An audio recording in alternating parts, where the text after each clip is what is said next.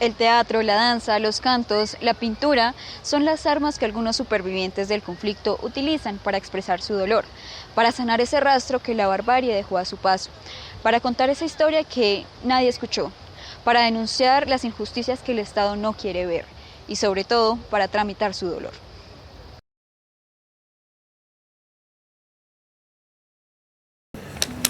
Tengo este cuaderno de memoria que es donde he sanado mucho y llevo mis diarios vivires cuando estoy triste. Ya no lloro mucho, por ahí de vez en cuando se me viene una gota de agua. Pero de verdad en este cuaderno vamos llevando un proceso de memoria y todo, de cuando estoy triste me desahogo en él, es mi amigo. Acá está el grupo de mis 3 hijitos, son los 3 menores. Este de rayitas es el mayor, el que se me perdió. Y estos otros 4 son de mis hijos que adopté el día que me casé, el ramillete de flores que Dios me regaló. Este es mi hijo pagando su servicio militar en la policía. Esta flor fue la que me arrebataron de mi jardín. Hijo, a mí también me quitaron mi vida y mis sueños. Yo soy hijo de Colombia y también serví a mi patria. ¿Por qué me arrancaron de mi hogar? Madres Colombia, ¿por qué este daño a nuestras madres? ¿Conoce alguna historia o anécdota de impacto por medio del proceso del arte terapia? Uy, lo mismo en Agape, ¿no? Sí. Nosotros estuvimos en Colombia haciendo unos talleres y les proponíamos, nosotros ni sabíamos que iba a salir de ahí, y les propusimos de que contaran su historia de alguna forma, escribiendo, haciendo un periódico, a través del arte, lo que fuera, pero pues la mona les hizo el taller y ellos ahí, no, nada que salían, ¿no? Entonces yo salí a decirles qué podían hacer, ¿no? Entonces yo hice una forma como de mimos, ahí improvisado completamente. Y la mona lo puso el alpinista. A ella le impresionó muchísimo lo que yo hice en ese momento. Pero es que yo siempre en la escuela hacía teatro con los niños cuando no me entendían o algo, yo siempre les hacía teatro. Sí. Pero todo improvisado, siempre fue improvisado. Siempre les hacía. Entonces yo salí diciendo que eso éramos las víctimas. Las víctimas era que estábamos en el fondo, en el abismo oscuro y todo eso, y que teníamos, pero que arriba veíamos una luz, y que esa luz teníamos que alcanzarla, pero lo que había que subir era era casi infinito, pero que tocaba escalar, ¿no? Entonces yo empecé a hacer todo la escala, y que de pronto entonces yo veo para abajo, y entonces veo que mis hijos van agarrados de mis pies, y suban, y entonces pues llevamos maletas y todo eso, entonces yo empiezo a botar las maletas para que mi carga sea menos, sea menos pesada y sea más fácil la subida, y que entonces yo empiezo a subir y llego y yo veo allá la luz y lo único que me alimenta es la luz arriba, ¿no? Sí. Y entonces que abajo la gente, cuando ve que yo voy subiendo, la gente empieza a subir, ¿no? Entonces empieza a subir y yo, hágale, hasta que por fin llego allá, ¿no? Sí. Llego allá y grito de felicidad, lo logramos. Entonces eso fue lo que yo les representé a ellos, ¿no? Todo en mimos, ¿no? Y todo el mundo me entendió, ¿no? Una realidad plasmada a través del cuerpo, a través de expresiones y vivencias que convirtieron a las víctimas del conflicto en ese alpinista resiliente que con mucho esfuerzo y algunos tropiezos llegó a la meta. Eso se dio, eso tampoco nosotros no les dijimos, oiga, baile, no, sino en un momento dado, cuando las víctimas nos informaron en uno de los encuentros que hicimos, que ellas ya no eran víctimas sino supervivientes. Entonces arrendamos una casa en Villavicencio durante un mes y nos fuimos para que nos enseñaran cómo era el proceso de víctima a superviviente. Y entonces nosotros La metodología que hemos desarrollado es lo que nosotros llamamos de abajo para arriba, porque nosotros nunca llegamos, ahí no hay nombres, no hay apellidos, no hay profesiones, nunca llegamos a enseñar nada ni a mostrar nada, sino a aprender, y eso es lo que hemos hecho. Entonces nos explicaron cómo era ese proceso doloroso de recuperación, y ya cuando uno ya se define como la persona que es hoy, y no la persona que fue cuando ocurrieron los hechos, aunque no los olvida, y cómo ya puede crear a partir de eso. Entonces hubo unos agapitas que se pararon y representaron parte de su realidad de manera artística, y sucedió varias veces. Por ejemplo, hubo 2 señoras, cada una tenía un tablero, y una pintó sin palabras, pintó unos chamizos, así, y la otra pintó un árbol. Y después se voltearon y nos dicen, ¿sabe qué? Esta soy yo. Y la otra dice, esta soy yo hoy. Y me dice, es que yo no me he recuperado, y la otra sí. Pero eso es una manera extraordinaria de expresar una realidad. ¿Qué fue lo más difícil al empezar una nueva vida en Canadá junto con tus dos? Lo más difícil, no saber hablar, la comunicación. No hablar francés, para mí significó llorar. Yo tan acostumbrada a comunicarme, a hablar, a escuchar. Allá en Macarena todo el mundo escuchándolo, que me escucharan. Y acá, que tú no te puedas expresar, eso es una tortura horrible, que tú no te puedas expresar. Y además sentir que esta sociedad, en el fondo ellos no quieren gente inmigrante, porque como que no les gusta eso, no están acostumbrados a ello. La esencia de cualquier aprendizaje es el amor. Eso sí, hasta que no aprendí a amar el francés, no empecé. ¿Es eso? Sí.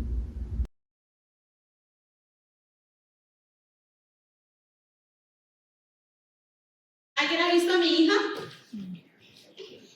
Ella vive en Charra Guaviare. Su hija de 9 años la está esperando. Ella se llama Zuli Camelo Busato. ¡Paletas, paletas! ¡Lleven las paletas! ¡Bien ricas! Esas paletas le enfrían la boca, pero no el alma, mi señora. Vea, usted que está buscando, le tengo una paleta espectacular. Esta paleta le da mucha felicidad, dice cosas muy buenas. Es la paleta de la Constitución Política. ¿Constitución política? Mi señora, pruébela bien. Deme una vez que... Uy, señor, pero esto está amargo. No, mi señora, pruebe bien. Pruebe bien y verá. Al principio es como amargo, pero ya después usted se acostumbra. Código Penal, artículo 165. Artículo 12, derecho a la vida. No habrá nadie sometido a desaparición, tortura ni tratos crueles, inhumanos y desagradantes.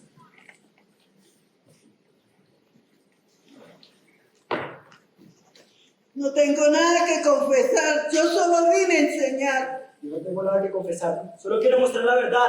Yo no tengo nada que confesar, solo estaba apoyando el paro nacional. Que soportar. Estoy cansada. Hago fila desde las 10 de la noche para que me den una ficha y me digan, me faltan documentos. Estoy cansada.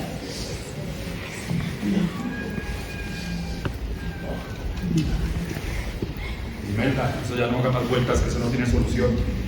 ¿A qué va a ir por allá? Una perdedera de tiempo. Otra vez, mamá, nos va a hacer matar y quién va a responder. Mamá, yo a usted la quiero mucho.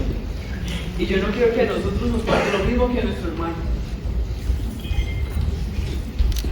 Tantos años usted quejándose de lo mismo y me da ya eso así. Deje molestar tanto que ese man ya lo mataron. Otra vez con lo mismo, Imelda. Ay, no, cambie de disco, qué pereza. Ya, Imelda, ¿acaso no tiene más hijos?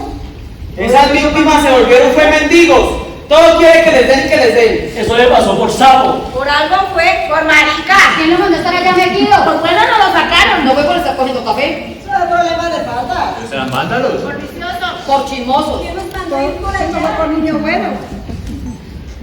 Si para las personas es tan importante comunicarse mediante las expresiones artísticas, ¿será que dentro de la Ley 1448 de 2011 hay herramientas que posibiliten este tipo de prácticas? Si bien no está mencionado en la ley como tal el enfoque psicosocial y el trabajo con víctimas, sí nos permiten utilizar el arte como el medio para hablar de cosas que de otra manera no se podrían nombrar. No está incluido específicamente, así como a través del arte se repara, pero la ley sí habla de diferentes tipos de reparación, entre esos la reparación simbólica, o sea, distinto a la reparación administrativa, la indemnización, a la reparación colectiva de sujetos colectivos, que puede ser cualquier otro tipo de cosa. Existe la reparación simbólica, y dentro de la reparación simbólica se incluyen lo que ha realizado la unidad de víctimas, que es la entidad encargada de ejecutar este tipo de reparaciones, es justamente apuntar a esa reparación simbólica o desarrollar esas actividades. Nosotros como Centro de Memoria, Paz y Reconciliación no estamos obligados por ley a reparar a la población.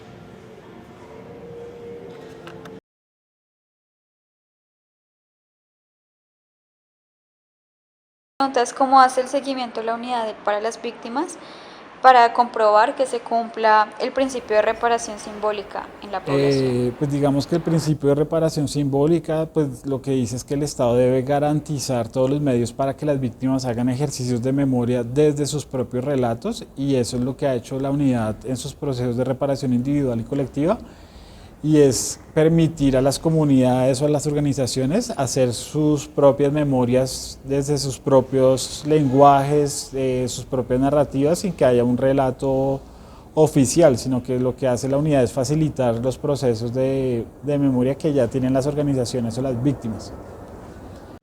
Al preguntar cómo es el seguimiento que hace la unidad, se esperaba que explicara esas estrategias y cómo intentan abarcar a toda la población víctima. Pero si las mismas organizaciones de supervivientes son los que se acercan a ellos, ¿será que mediante este método garantizan el cumplimiento de la medida?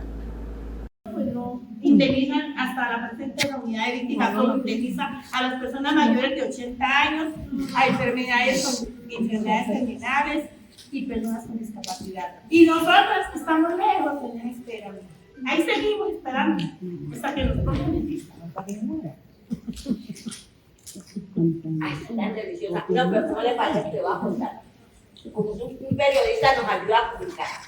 ¿Cómo le parece que hoy en día nos hacen una encuesta? Que si comemos carne, que si comemos huevos, superamos la pobreza extrema. ¿Cómo la ven? Y fuera de eso, yo le digo a la unidad de víctimas, ¿acaso es que el conflicto de nosotros es una encuesta de los derechos de nosotros son leyes? Yo pedí un préstamo de emergencia y me quitaron la ayuda. Y sin contar eso, sin contar el merced que nos tienen jodidos con el sistema. Ahora las víctimas nos jodieron, mejor dicho, nos acabaron de joder. Imagínense, si tienen un televisor, una nevera, ya no es pobre. Si tenemos un hijo que es profesional, desafortunadamente nos jodimos para dar estudio, pero como ahora, si es profesional, ya no somos pobres, ya no somos víctimas, ya somos como dicho, ya salimos. Esos niveles nos están calificando de 5, 7, ya mejor dicho, ya no hay pobreza en el país, ya no hay desplazados, ya no hay víctimas, estamos jodidos. Si las víctimas afirman que algunos de los principios abarcados en la Ley 1448 no se cumplen a cabalidad, como es el caso de la indemnización, a pesar de estar explícitos, ¿qué ocurre con aquellas que ni siquiera están mencionadas dentro de la ley? ¿Qué ocurre con el arte? ¿Qué ocurre con la reparación emocional? Porque ellos no creen que el arte nos alivia, el arte nos ayuda a sanar.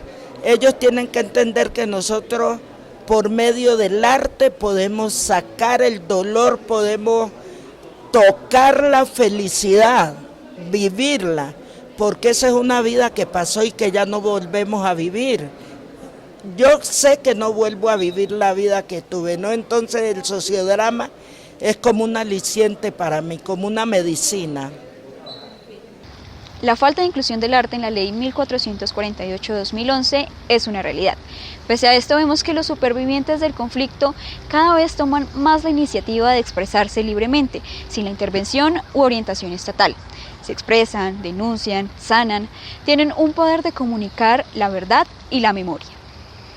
El arte habilita las condiciones para reconciliarnos, para encontrarnos, para desnudar los rencores, los temores, los miedos, la zozobra que generó la guerra, para enfrentarla y fundamentalmente para que no se repita. Ese es el logro más importante que queremos seguir alcanzando como sociedad, que no se repita. Los supervivientes del conflicto se caen y se vuelven a levantar con la frente en alto. Logran sanar su dolor no desde el olvido, sino con memoria y resiliencia, como aves fénix que renacen de sus cenizas.